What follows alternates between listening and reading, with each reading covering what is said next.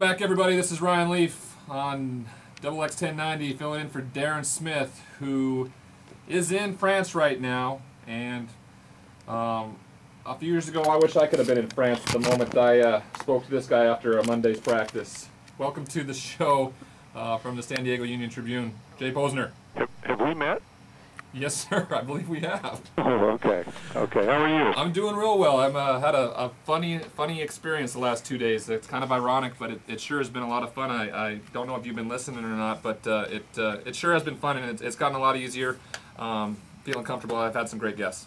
No, I've heard some of it, and you know, I don't want to damn you with faint praise because I know the bar isn't raised very high over there in terms of talk show talent, but you're already right near the top of the list on the talk show host at that station. So if someone was smart, they might pick you up right away and put you in a couple time slots that I could think of, but I won't mention. As much as Marty would like me to mention them, I will take the high road, unlike some people over there. I'm sure our listeners are finding this extremely funny that you and I are having a conversation where you are giving me some praise, because I think a lot of people have the wrong idea, and I think since you and I have never really talked about it either.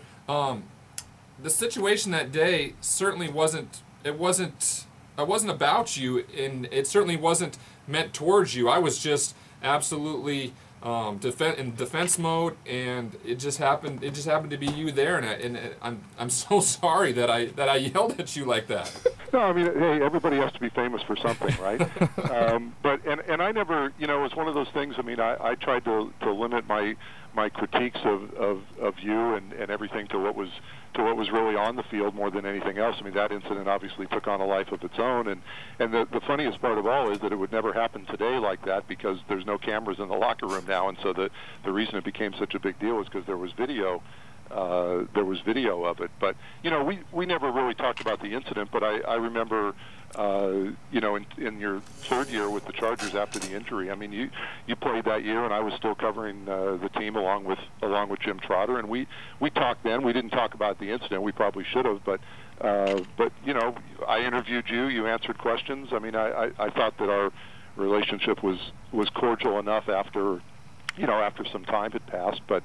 I do think, yeah, I mean, I think there's people who think that, you know, you should hate me or I should hate you and all that stuff, but I've never, you know, I've never really felt like that. Yeah, I agree, and I think people needed to know that. You know, it was at a point where I felt like I played awful, and I'd never played like that before, and it just finally all came exploding out of me, and that's how I dealt with stuff. And you just happened to be there, and you were right. You were exactly right. You know, we developed a good relationship, not necessarily a good relationship, but a working relationship after that. And we should have talked about it because, as I found in later in life, that getting out and talking about things like that, you know, lets you get through it and lets you take ownership for it and lets you get by it, and that would have helped a ton, I think. I was just so surprised, and the whole thing I was just so surprised by it, you know, by the original incident, and it was just some kind of a side of you that I don't think people had seen, including myself, and it just kind of came out of nowhere. I mean, we were having this what I thought was a conversation, and all of a sudden it turned into this, you know, this big thing. And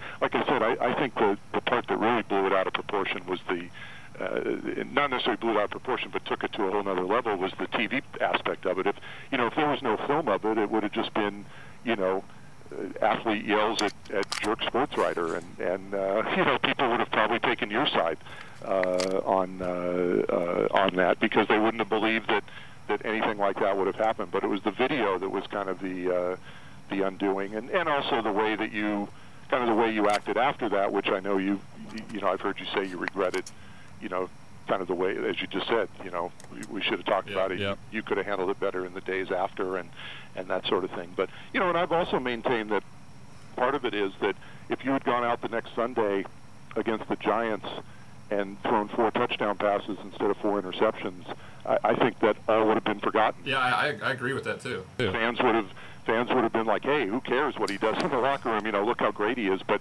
you know, you followed up a bad game with another bad game, and then it just kind of snowballed. Yeah, definitely, I agree. Now, you threw a deep ball, and it was as if you didn't expect the safety to be able to get there, and he did. And it was as if your eyes became the size of saucers.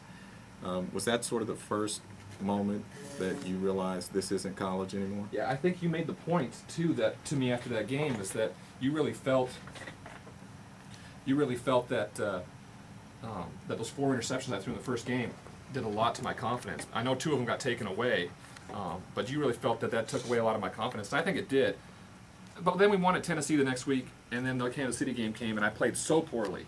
And that did a lot to my confidence, and then the media started getting on me, and I started becoming very defensive.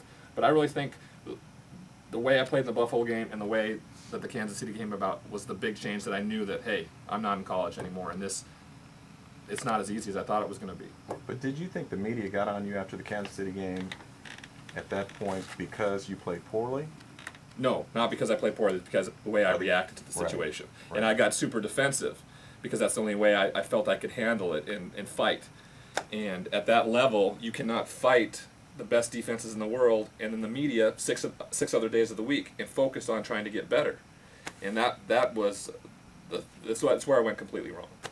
Yeah, it was tough to watch. But I'll say this again: when we talk about enablers, there's no question you were wrong, and ultimately it was your responsibility. But I still remember when Dean Spanos called you up into his office after that incident. I don't know how well you remember it, but my understanding is that he, instead of laying down the law to you, that it was completely unacceptable, that the organization would not tolerate it, and that if it happens again, you'll be suspended or disciplined. It was basically sort of a look and a glance like, you know you're wrong, take care of it.